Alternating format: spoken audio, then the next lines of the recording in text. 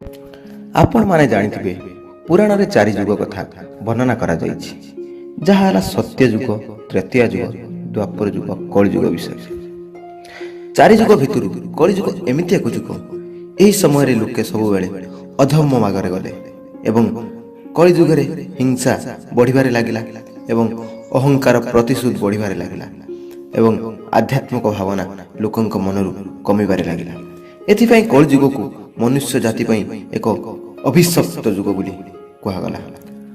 कौन आपण भाविछंती कि कलिजुग शेष रे केमिति हेबो एवं कलिजुग परे केउ जुग आसीबो? फ्रेंड्स, परिवर्तन ए सृष्टिर नियम अटे। जेमिति आत्मा गुटिए शरीर छाड़ी अन्य आत्मा को जाइथाय, सेमिति गुटिए ऋतु बदली अन्य एक ऋतु आसीथाय। दिन परे राति होइथाय, सेमिति जुगर मध्य परिवर्तन हेबा अटल सत्य अटे।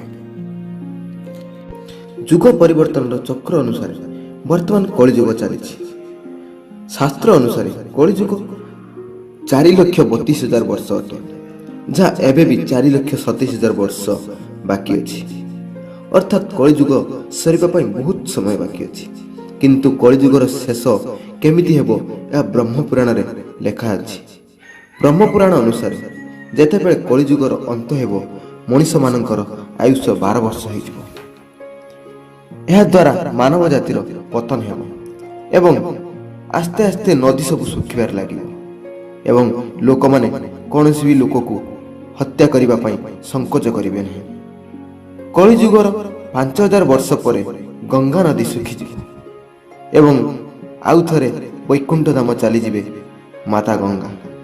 धीरे धीरे सबु देवी देवता पृथ्वी पृष्ठ छाड़ी निज धाम को चली जिवे एवं मनुष्य पूजा व्रत हरिनाम ए सब करिबा भूली जिवे। कलिजुगरे लोक हिंस्र होई जिवे, मानविकता नष्ट होई जिवो एवं संपर्क नष्ट होई जिवो। भाई तार निज भाईर शत्रु होई जिवो एवं एही आतंक जेबे चरम सीमा रे पहुंची